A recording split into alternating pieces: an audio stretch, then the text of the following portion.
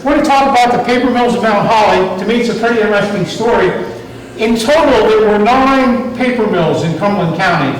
I'm going to talk about 3 today that were in what we would today call Mount Holly. I'll touch on a 4th that was near there. And later this fall, we have a program on the lesser-known paper mills, the other 6 that we'll get to. Before I start, a couple people to thank. Bob Murray, who's here, Jim Robbins, Jim Weary, Richard Tritt, and 2 people from working at the paper mill, Bruce Yeager and Terry Rickert, that provided a lot of input to help me put this program together, and I really appreciate all that they did and want to acknowledge that they had a lot of contribution. So there's 4 mills that were technically in the Mount Holly area. As I said, I'm going to touch on 3 today. The first is the Cumberland, or the Union Mill, which was located where the Sheets is now at Mill Road and Baltimore Street. That started about 1812. The second was Zug's Mill, which was out on Lander Lane.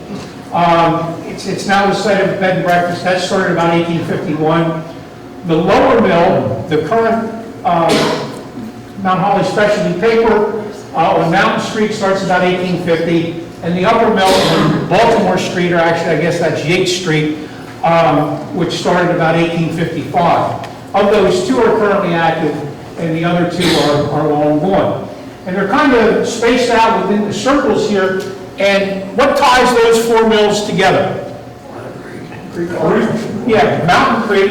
The Mountain Creek's kind of interesting to me in that we never had a lot of feed or grist mills develop along Mountain Creek. There was a grist mill or a feed mill at Pine Grove Furnace as part of the Pine Grove Furnace estate, but because Mountain Creek goes down a valley, there's no adjacent farmland that led to the development of grist mills. So the water rights are still available fairly late in the year or late in the process, as we'll talk about.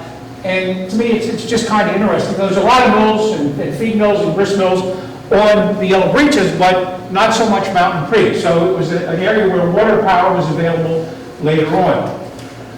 And again, there was also labor, both skilled and unskilled, and we had management and capital that came together. There's 2 families that I'll touch on briefly, the Gibbons and the Mullins, and you can spell it G-I-V-E-N or I-N, and Mullin is the same way. You'll see it spelled I-N or E-N, but 2 families that played a pretty big role.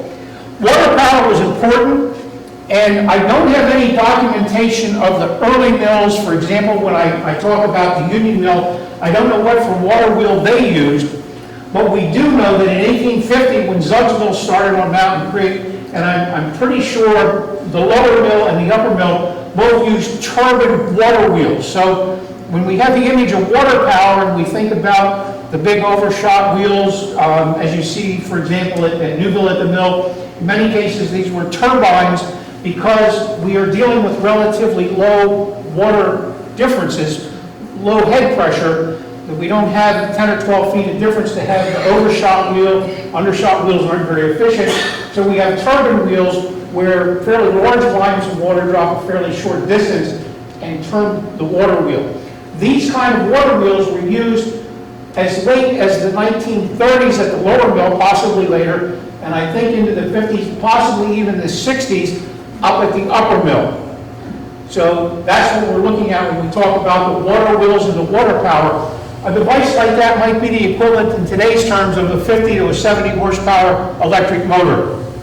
Of course, back then we didn't have electric motors available. So that's the water power. It's this water power, we take the drop of the water to create revolution of the shaft. We then transmit that to the equipment that we use to make the paper. Just touch briefly on the 2 families. Gibbon, the first person that comes to the United States is James Gibbon, comes to the United States about 1790. And he has 2 sons, Robert and Samuel. Samuel had no children. Robert had 4 sons, all of whom died before he did. One of which blew himself up with a cannon in Carlisle at the July 4th celebration in 1826. I think alcohol may have been a factor, but I don't know that for sure. But Robert's daughter was Amelia. You've heard of Amelia Gibbon, you've heard of the Amelia Gibbon Library. Amelia took care of Samuel. When he died in 1892, within a week or two, she marries a guy by the name of Beale. He dies in 1905, and Amelia dies in 1915. Amelia's mother dies in 1887.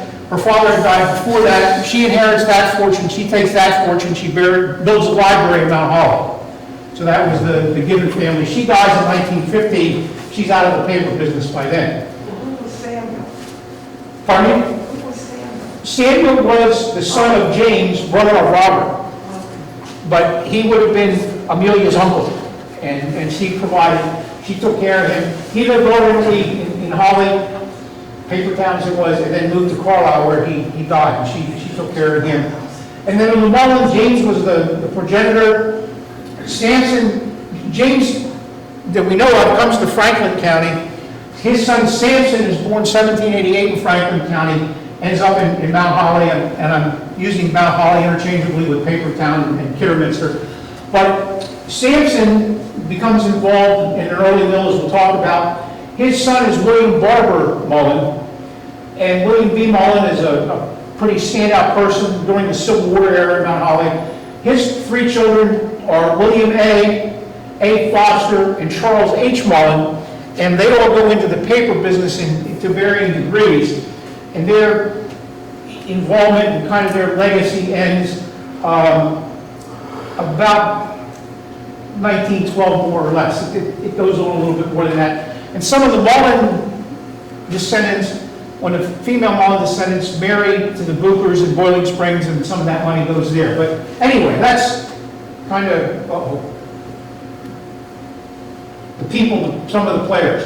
Now, let me talk briefly about paper making. What's paper made out of? Cellulose. Cellulose. It's made out of fiber. Okay? And originally, and there's a whole book on thousands, probably dozens of books on paper, but initially, paper was made from fiber derived from linen fabric. So that they collected scrap rags, they trimmed them, sorted them, graded them, and then put them into, this is called an engine or a beater, in that case a holler beater, and it beat the fabric, and it tore the fabric apart, and dissolved it so that you got the small fibers. And when I say small fibers, we're talking very small fibers. Smaller probably than hairs, very short. And what will happen is that those fibers will be made into a slurry. Eventually they'll be dumped onto a wire where they become ingrained or entangled and create the paper itself, which is then processed further. So the next type of fiber that we see, and it doesn't apply to any of the mills that we talk about today, about the 1850s, they learned how to take fiber from straw, and they make straw-based paper and straw board, and that was used for wrapping goods in stores, hat boxes and hat rims. It was a kind of cheap paper. It's not really until the 1870s and later that we start to learn how to make paper from wood fibers or cellulose. So the early paper mills that we deal with, we're all going to be talking about fiber from rags until the 1870s, 1880s. And the rags, again, were collected. It was a huge business to collect used clothing, used rags, bring them to the paper mill. It was graded. You can see in this particular case an advertisement for linens that could be brought in. Now, what happens is after, in the initial paper making process, after the fiber is dissolved and extracted, it was brought into a huge or a large bin, and the paper maker's here, and the paper maker has a square grid, and within that wood frame is a series of wires, and I'll show a little bit of a picture of that in a minute. Very fine wires, and his job was to reach in there, get the liquid on the screen or the wire, get it to fill the entire wire at the proper thickness, and then very quickly dump it off to the side where the sheet of paper is then covered with a sheet of felt, and then the next sheet of paper goes on, and they would make a sheet of paper several per minute. So it's all handmade, it's all made on a wire or screen, And those screens were made by specialty people, Sellers and Pennock in Philadelphia in particular. There were others, and we have records. And on those screens, they would also put images that became the watermark on the paper. So we can reconstruct where some paper was manufactured or made through that process. But it's a very labor-intensive process. The most skilled person is the paper maker that dipped that wire into the vat, got it over, then it goes into the press, and there'll be further process from there, depending on what the paper is and what it's going to be used for. This is the image that's left when you shoot a piece of paper with an X-ray machine, and you see all those lines? That's the wire. That's the screen that was dipped in that tub of fiber to bring it out. In this particular case, we see the B watermark. That's from Barbour, from Mount Holly, from the Union Mill. So very kind of primitive, very labor-intense process. The water power in this particular case was used to operate the beater, that machine that broke the fiber loose from the fabric that it came with. Now the next step in that is the four-dryer machine, which starts with the valve on the left, automatically distributes the slurry or the fiber solution to the wire. It comes out at a very high percentage of water content, 90% plus water content, and the rest fiber. The water is very quickly drained off. The paper takes an initial set, and I apologize to those guys who worked in the mill that have a lot more knowledge about this, but then goes over a series of heated rollers to dry it, make paper, and it gets rolled up. So this is what replaces the hand-making process. And there are machines that operate with the same concept today in Mount Holly Springs making paper. Yes? The screen that they originally, the paper makers, how large is that? The picture makes it look really big. Some of them could be 2 feet, Okay. probably a little bit bigger, if there's a practical limit. Now you'll get these, 80, 120 inches wide, and they take hundreds of horsepower to operate, and operate at very high speeds. It's a pretty amazing process, but this is what it looks like in the old days. So now we need additional power. Now by the time this comes, now we're starting to get into steam power. By the 1850s, 1860s, you're starting to see steam power supplement the water power at the mills. But we still need a fair amount of water for the processes and to also fire the boilers. Remembering Mount Holly doesn't get municipal water until the 1895, 1896 time period. So everything before that, the paper mills had to get their own water. And then the paper is rolled up, it's further processed, and we don't have time for it today, but there are books on paper that talk about the qualities of paper, the weights of paper, different types of paper, foolscap. One thing that the Mount Holly Paper Company was known for was a security paper that it was used for checks and bonds and legal documents, that if you tried to erase or change something, it ruined the paper and it made it very, very visible that that document had been altered. And they used that as a selling point. Quite significant for them. Okay, so now let's take a look at the mills. The first one is known alternately as the Cumberland or the Union Mill. It was located where the Sheets is now, a little bit closer to the creek, as we'll see. It starts around 1812. What else happens in 1812? The War of 1812. This is when America now is finally strong enough to take on Great Britain. Some people say we actually solidified our independence in 1812, but this is pretty early. The 1820, William Barbour was the sole owner, from what we could tell. In 1822, the mill becomes available for rent, and it was owned by people by the name of Knox and McClure. And what we're going to see here, Barbour, for example, apparently came from the Reading area and might have come from Virginia before that. A lot of people in the paper business would accumulate enough capital to start a factory. They'd operate the factory for a little while, they'd go bankrupt, and then they'd leave the state for a while until things cooled down, and then they'd come back, and different people would buy and sell and trade the land. So by 1822, the mill is owned by Knox and McClure, and in 1822, Sampson, Mullin, and William Barbour rent the mill. Now, Barbour comes back after a year. By 1832, Barbour's, or 1838, Barbour's one, a guy by the name of Edward Showers, who was from Carlisle, later owned a distillery in Carlisle, are operating the mills. And in 1841, William B. Mullin leases the mill. That's Sampson's son, William B. Mullin. William B. Mullin becomes a pretty big factor in Mount Holly. He's involved in the Civil War and a whole lot of things that he's quite successful and quite well known. That mill, we have no pictures of it, is destroyed by fire in 1846. And that's one thing that we're going to see with all these mills, is they all burn once, at least once, if not more times. They're going to be frame structures. They're using, at that point in time, oil to make candle light or gas lighting. They operate 24/7. There's bearings that overheat. There's candles that get, a lot of things that cause fires. The fabric cutting and cleaning, sorting causes a lot of dust that accumulates everywhere. So fire is a pretty big issue. So this mill will get rebuilt. We'll touch on that in a minute. This is a Barbour, William Barbour watermark. And again, you're looking at the wire. He had a mill in the Reading area only that he leaves to come here. So this is probably when he made paper in the Reading area.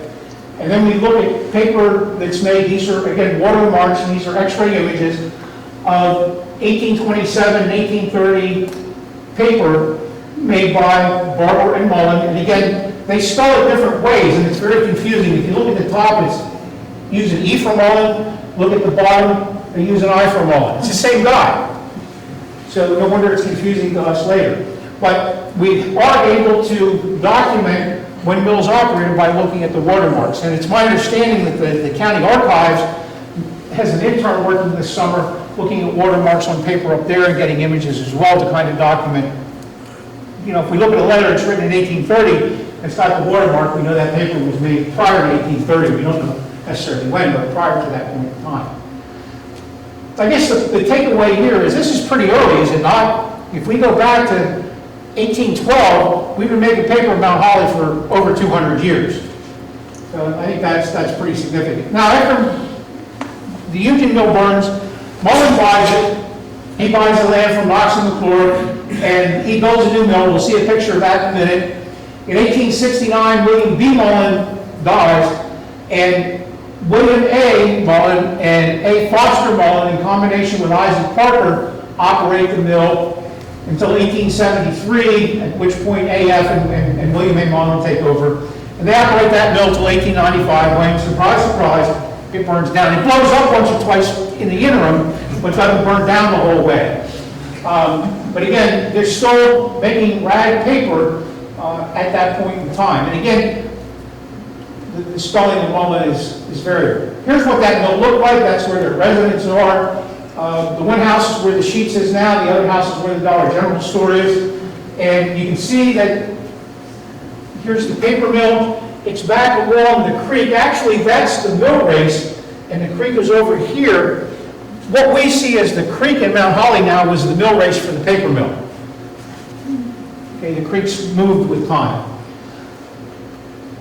And thanks to Bob Murray, we have a photograph that line drawing was based on. After the paper mill goes out in 1895, a few years later, in the diagram at the right, you can see a little pink building here. This becomes the powerhouse for the Mount Holly Trolley Company. So they use the water power there to operate a turbine to generate electric that they use to power the trolleys. That's all gone. There's no trace of that, no trace of any of this left. And of course, all the houses are gone. But now I'll diverge here for a second or two. There's another company that is kind of interrelated here, the Mount Holly Stationery and Printing Company. Everybody's familiar with this building on Pine Street, correct? Well, that was a company that bought paper and sold paper and stationery supplies. It was owned by the same people that owned the paper company that made the paper, and it ultimately turns out to be one of the biggest sources of the paper company's bankruptcy because they never paid their bills for the paper they bought from themselves. Commission. I'm simplifying a lot of legal language there, but yeah, that's kind of what happened. Now, there's one other thing that's confusing, and then we'll jump back into the mills, and that is the Mount Holly Paper Company. When we talk about the lower mill, which I'll get to in a minute, and the upper mill, which I'll get to in a minute, there's predecessor businesses at both places. And they share some common ownership with the later paper mills, and they operate independently for a while, but eventually they become under common ownership of the Mount Holly Paper Company. Robert Gibbon comes into our story in 1849. He becomes involved in the ironworks at Mount Holly, where the paper mill is now, actually a parking lot. I'll show you that in a little bit. He becomes involved in the ironworks. The ironworks become unprofitable, or are unprofitable, and they finally give up. And in 1858, Samuel Kempton, Robert Gibbon, Samuel Gibbon, Marjorie, and W.B. Mullin start a paper mill at the site of the old iron furnace. I think they tear down the furnace. They probably use some of the stone, the foundation, some of the mill that's there. They operate independently or as a partnership at the upper mill site until 1868, when they incorporate into the Mount Holly Paper Company, and the Mount Holly Paper Company takes ownership of both the lower and the upper mills. So from 1868 till 1912, the Mount Holly Paper Company is going to be the corporation that owns those. The last owners of the Mount Holly Paper Company are going to be William H. Mullin and Amelia Gibbon. And they're going to lose their business in 1912 through bankruptcy. They reorganized in 1906, but they go bankrupt in 1912. Okay, everybody okay so far? This is a little bit confusing, but the lower mill, the upper mill, operated both. Both mills will end up owned by a guy by the name of Samuel Kitzmiller in 1913, and then in 14 and 16 they'll split off. Now the lower mill is where Mount Holly Specialty Paper is now. Everybody's familiar with that location. It's private property, so don't go back there to look at it, but it is off of Mountain Street. In 1828, James Gibbon and Thompson Brown erect a mill to weave cotton. And I'll explain something that's interesting about that in just a minute. In 1830, Samuel Gibbon, who is the son of James Gibbon, starts the Kidderminster Carpet Mill. Now, Kidderminster is a carpet manufacturing district in England. It's known for some of the best carpets in the world. So what if I'm going to start a carpet mill in Mount Holly, you think I ought to call it Kidderminster? Does that imply I've got the greatest carpet in the world? So the carpet mill operates from 1830 to about 1840 under Gibbon. He goes broke. Other people try and run the mill for a period of years. And in 1850, it's converted to a paper mill. 1853, it comes under the total ownership of Robert and Samuel Gibbon. And 1865, it burns down. Go figure. This is what the Kidderminster mill looked like. And two things that are interesting here, if you would go back and you're familiar with the Mount Holly, the paper company that's there now, their office building is a one-story brick building on kind of the south side of the road. Well, this is that road, and this is where the office building is now. That road is the Boiling Springs Road. That was the main road. When you came into Mount Holly, you went over that bridge across Mount Mountain Road now to Boiling Springs. What we call Mill Street now was not as predominant. One of the things that's interesting is this little piece of land here, where we see the creek and then the mill race, James Gibbon gets the patent for that in 1828. What that means is nobody up to that point had ever claimed that land, or at least had legal title to it. So James is smart enough to figure that out, or somebody told him, or somehow he gets that, he gets the water rights, and that's why Kidderminster is built where it was. A little bit upstream, or a little bit south of there, they also built a company called the Phoenix Tool Works, which, in my theory, is on the site of the boring mill from the American Revolution, but that's another story. Bob will tell you that one after. We worked on that together. But that's where Kidderminster was. This was a knitting mill for cotton, then they made carpet. They actually displayed that at several fairs or events throughout the United States, and they sent some to Andrew Jackson, one of America's probably worst presidents. But Jackson also owned some land up on the mountain, so there was some communications apparently between Mr. Jackson and the people here. I won't go into this, and there's a book goes with all this, of course, but it talks about the things that they made there. They started at cotton, they got into wool, they did carpets. It operates under a couple of different names up through the 1840s. And then after it burned down in 1865, they built the lower mill. And much of what we see here is still here. The brick building to the right is still in existence. What we're looking at here would be Baltimore Street, the old Boiling Springs Road. The corporate office is down here. Mountain Street would be to the top there. They build the paper mill there. It's originally water powered. They later very quickly add steam power to it, as you can see here, and they expand. Pretty sizable investment, pretty sizable property, very successful. The Mullins were connected politically, very active politically, and many years they got the state contracts for the state's paper order. So, whether it was a bid or not, I don't know. Some of the buildings are still there. You can see the railroad still in. It later gets bigger. This is the lower mill that will continue to operate and continues to operate today. Water powered. They took their water, there was a raceway, broke off where 34 crosses the creek, as we can see in the lower left. Everybody's seen pictures of the plume. That carried the water across the creek and then took it down to the mill pond, and the mill race still goes under the factory today. If you go in, you can see, or at least it was a couple years ago when I was in there. But it's that water, that stored energy, that will come out of the bottom, run that turbine wheel, and help to produce the paper. The mill's here because of the water power at that particular point in time. So the lower mill goes bankrupt in 1912. In 1913, it was sold to Sam Kitzmiller. Anybody ever heard of Sam Kitzmiller? Kitzmiller's from Newville. Okay, there's Kitzmiller's from Newville. Why did Sam Kitzmiller buy the paper mill? Well, very simple story. Because he owned the trolley company from Mount Holly to Carlisle and went to Newville, he owned the part that was south of where the creek crosses Route 34. They owned that part, and that was a big source of revenue for the trolley company, but it was on land that they had leased from the paper company. So Sam, he was an investor. I'm being polite. He bought the paper company. In 1914, he sells it to, and this gets to me, this is the fascinating story here, sells it to M.D. Goldman. He was a used equipment dealer in the paper industry.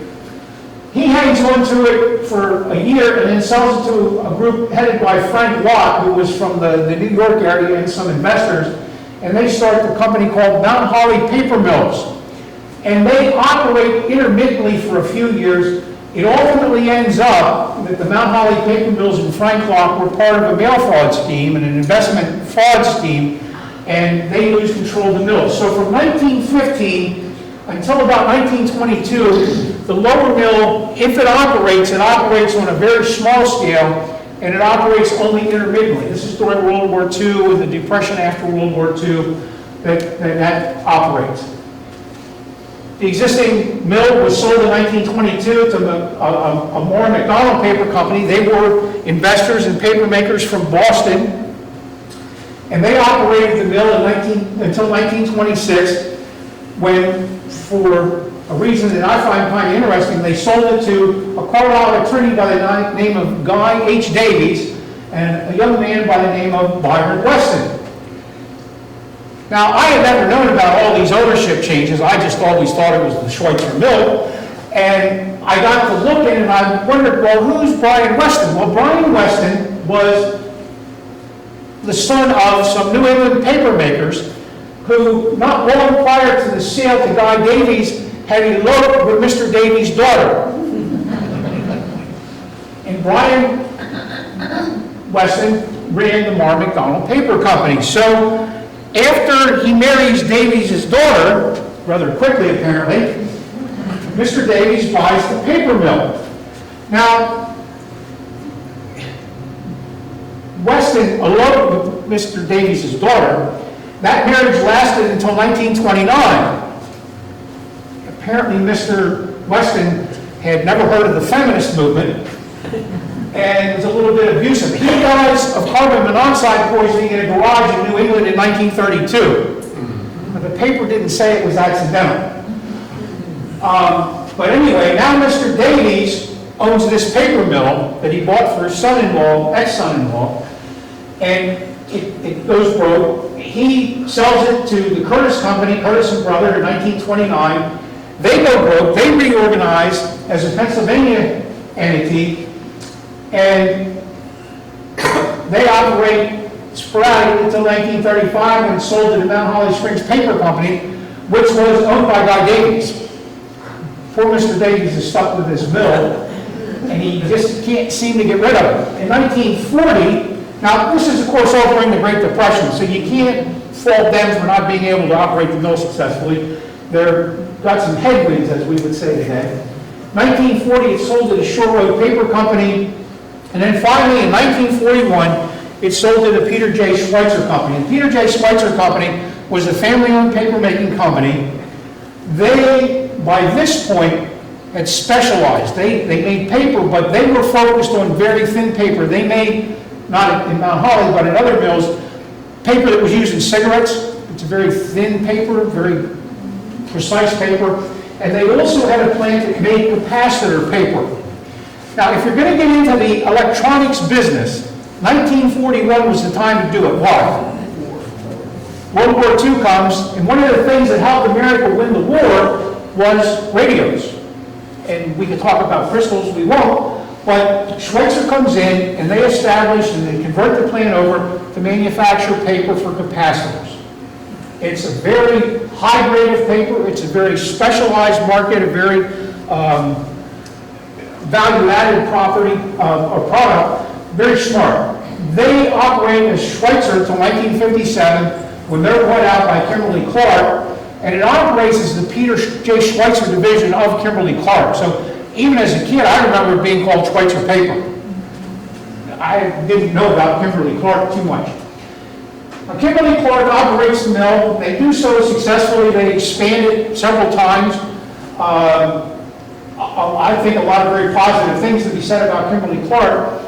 However, they run into the fact that by 1980 or so, they start to experience foreign competition, just like so many other places did in America. Because Mount Holly was so good at making that paper, they retained that mill. It became the last paper mill in America by the mid-1980s that made capacitor paper. The rest, of course, is now done offshore. And they kept the mill going to 1985. It was announced it was going to be closed. A group of about 34 employees get together and form MH Dielectrics, and they buy the factory. And I'll touch on them in just a minute. They operated for 10 years. They then sell it to a group they do in Chalfin. They have a lot of great ideas, and they're going to do a lot of things, and they don't work out as well as they hope. So it's sold in 2004 to MH Technologies. Rosicchio and Allard. Rosicchio had worked for Kimberly-Clark and kind of knew the paper business. Allard was an investor. And in 2009, as a result of the 2008 financial crisis and some other issues, it was sold to Mount Holly Specialty Papers, which is the current owner. So just to touch briefly, and again, I don't have time, and I wish we did, and someday if anybody that worked for the mills wants to come in, we'll do an interview, and you can tell us about your experiences, and we'll record it, and we'll have a permanent record. There's 1,000 questions I have, and I'm sure 1,000 things that you would like to offer. But when we go back to 1941 and the onset of Schweitzer, the whole way up to 1985 with Kimberly-Clark, nobody knew what the future held, and we all kind of assumed it would be permanent. And there were ups and there were downs, and there were good days and there were bad days, and there were labor issues periodically, but they were good, solid jobs from good, solid companies in a good, solid community. I don't know how else to put it. When we look at it in retrospective, it doesn't look like it, but if you went to work for them in the 1960s, you could pretty well figure you could work there for the rest of your life. It didn't necessarily work out that way, but they were good jobs, they were important jobs, and they contributed a great deal to the community. The Sentinel just had an article in 1947 made in Carlisle, Schweitzer's. This is their exhibit at Cochran and Allen Hardware. That's the plant. probably in the 1960s, 1970s. Both Schweitzer and Kimberly-Clark continued to add on. And it's interesting, I don't know the numbers off the top of my head, but there's 3 paper machines here, like 8, 9, and 15. And you have to ask yourself, who numbered those? Why are they 1, 2, 3? Well, those were the paper machine numbers within the Schweitzer organization, or Kimberly-Clark. So as they put a new paper machine in, regardless of the mill, they numbered it consecutively. So I think that's kind of interesting. But again, you can see the size of the mill, the number of employees inside, and it looks similar today. I don't think that people realize how heavy an industry paper manufacturing is. It's very capital intensive. This is the paper machine where the water and the slurry start out, dry on the wire, and then go through different rollers to get dried and compressed and rolled up. It's elaborate machinery. And again, you're making paper. Yes? When did they introduce the heated drying in the development of the machinery? Do you know when they introduced that? I would say very early on, probably in the the Ford dryer, to my knowledge, comes in around 1850, 1860. When they started heating the sheets? I would say that starts about that time. Okay. Very early on. I might be wrong with that. The machine was invented in Europe, and the secret's very closely guarded. And people went over from the United States and did industrial espionage and stole their ideas and brought them back, and we did the rest. Was this one of the original Berliners? The Berliner printing machine, or oh, no, this is Papermaking? Right, yeah, this is the Papermaking. Yeah, printing's another, I never got into that. No, that's okay, that's good. But you can see it's a very elaborate process. It goes 24/7. You can shut the machine down and restart it, I understand that, but it's designed to go. And again, you're making paper here that's several thousandths of an inch thick, very high purity. They're going to put that into an electrical capacitor, which is, it can take a lot of different shapes, but it's a device that stores electrical energy. And if you have defects in the paper, it doesn't work. If you have iron in the water, that will short out the capacitor. It can do a lot of different things. So, and this paper goes into not just our radios and TVs, but stuff that guides aircraft and missiles, and you know, it's pretty good stuff. So I guess the point that I'm trying to make is that our paper mills in Mount Holly produce some very high quality paper. Their product was very highly differentiated, and they were known for doing that very well, which is, I think, to everybody's credit. Now again, there wasn't much in the paper. Go figure. The Senate was owned by Republicans, and they were anti-union. So very seldom do you see much about the unions in Carlisle. The only time you see big articles in the Sentinel about union activity is when they have a union election at the plant and the union loses. Trust me, because I've dug and dug and dug and dug, and you can't find much. But again, these are the guys that worked at the mill. These were, I think, pretty good paying jobs. They both, the upper and the lower mill, were unionized. The upper mill, I think, is still unionized.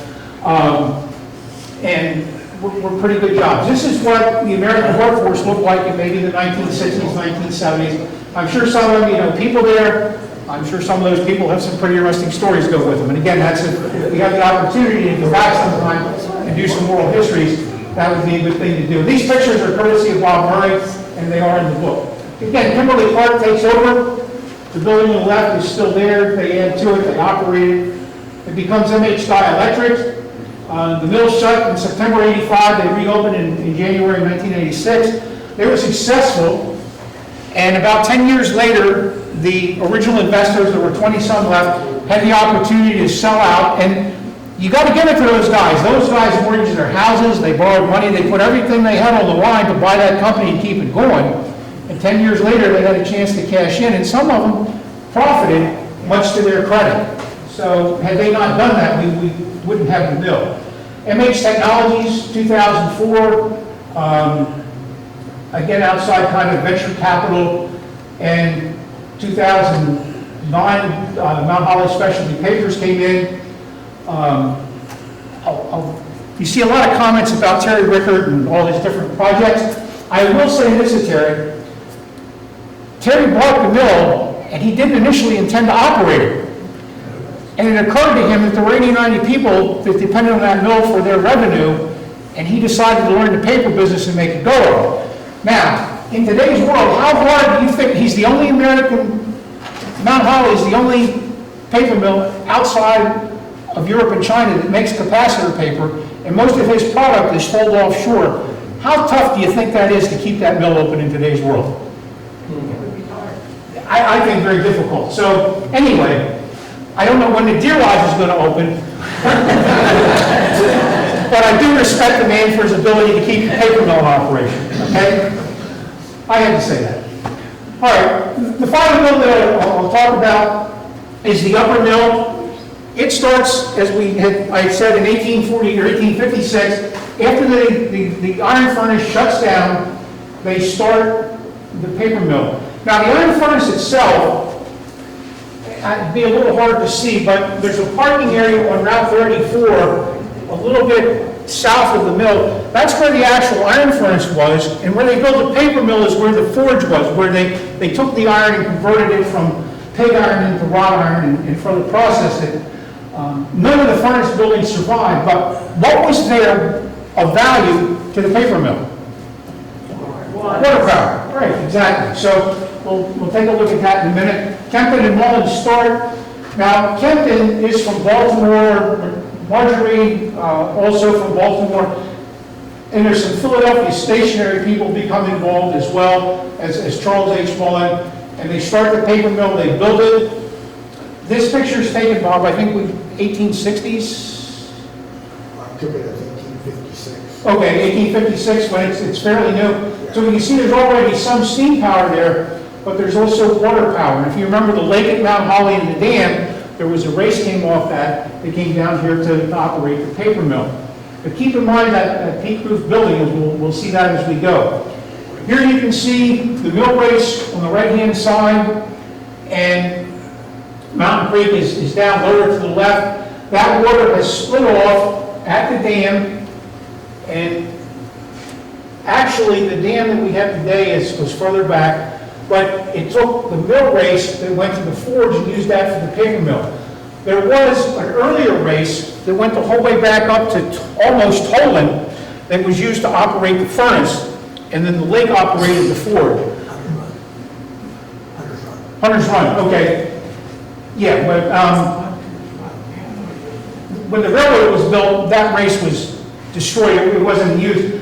The paper mill operated off of the lake, and the dam was rebuilt in the 1880s. It was moved a little further south, and it was raised up a little bit. But we're looking at the water power, and as I said, I've seen evidence that at least into the 1950s, they're still using that water wheel, probably to generate electric, to operate the paper mill. And we talk about electric. It sounds pretty simple to use electric, but you have to realize that it probably wasn't until the 1950s that we had three-phase electric in this area, and electric of high enough quality or consistency, which we don't always have even today, to operate the paper mill. Okay, so the electric that we have today and we take for granted is not the electric that these guys had to work with 50 years ago. But you can still see that original building is in there, the siding is still there. This is the only one still in operation, right? No, they're both in operation. The lower mill's in operation, and this is the upper mill. This is the Eaton Dykeman. This is the one that you would drive by and would say, this plant has worked for so many days without an accident. I still feel like stopping in and say, hey, how many days has it been? Because they don't have a sign on it. They're all into security and ocean, a whole bunch of stuff now, which they have to be. But the upper mill, 1856 to 1912, as we said, under Mount Holly paper. Kitzmiller buys it in 1913. 1919, he sells it to a guy by the name of James Miller from Reading. He puts a lot of money into it, gets it ready to go, never operates it. 1931, the Holly Gap Paper Company's organized, and they rejuvenate the mill, and they get ready to go, and they never operate. And there you can see the Holly Gap Paper Company, and they called it the Holly Glen Paper Mill, which were unknown to me. Much in the original 1860s, 1850s configuration, but it never operated. What happens is, in 1933, the mill is sold to Eaton Dykeman. Eaton Dykeman was a New England company in Lee, Massachusetts. Their factory burned down in 1932. They found out about this factory. They come down here and they start to operate it. And I think even at that point, they had specialized into filter paper. So when you look at paper, and when you look at, for example, writing paper, the last estimate I saw is the market for paper is predicted to decrease by 2.5% to 5% per year, every year from now till we no longer use paper. Paper is a commodity, it's cheap, just regular paper. But if you specialize and make filter paper, and when I say filter paper, you think of coffee filters, they're putting this into medical equipment, testing equipment. They're using the paper as a platform for medical testing, where you'll put reactive material on the paper and then expose it, and it changes and does different things. So it's a very specialized market, a very specialized paper, a paper that's very difficult to produce, and quality is extremely important. And Eaton Beckman does that. In 1970, it becomes Lowell Brothers.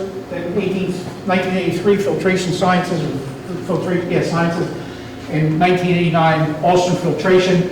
They're a foreign corporation. They continue to operate the mill.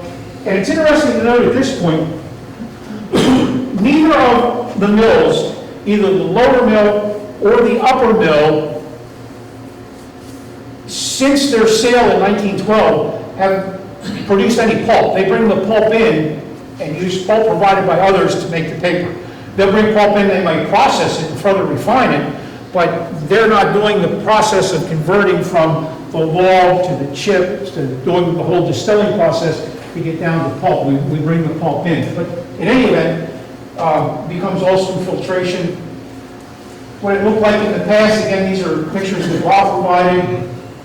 Pretty interesting. The upper mill, to my knowledge, does not unionize until I think the 1960s. A little bit different. It was kind of locally owned. Maybe some of you were in those pictures or recognize them. It's 1950. You have to be pretty old. You have to be older than me to be in that picture. My parents, my dad's in there, my grandmother's in there. Okay.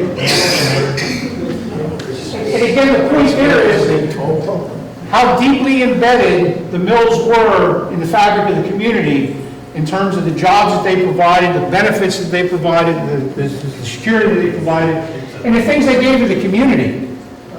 If you're the local fire company and you have a part breaks, somebody at the mill, you take it down to the mill and get it fixed. Try running out to the Amazon warehouse with a busted fire engine today and see how you do that. They don't care. The guy running that place is from Kansas or somewhere, and he's only been in Carlisle for 2 weeks, he's only going to be here, But anyway, the thing is the stability, the fabric. They had some disasters. The steam engine blew up once. One time it got hit by lightning. But that same old mill building is still there in the very core of it. If we go back to that original building, it still shows up in the middle there at Route 34, which to me is, I think, pretty interesting. Here again, the fact that these guys continue to operate. Now, they've gotten into some other things now. They do what I understand non-woven type of materials. That's kind of 3D printed paper, I guess, for lack of a better word. The only place I was ever in, I had to sign a non-disclosure agreement not to talk about how it was made, but it doesn't start with fiber and liquid. It starts with a slurry that's deposited on a moving bed, and that's how you make things like oil filters and a whole bunch of different things. Very technical process. But the point is that the core building goes back to 1856. So that's what, 150 some, 160 some years that we're still making paper. Okay, thanks very much.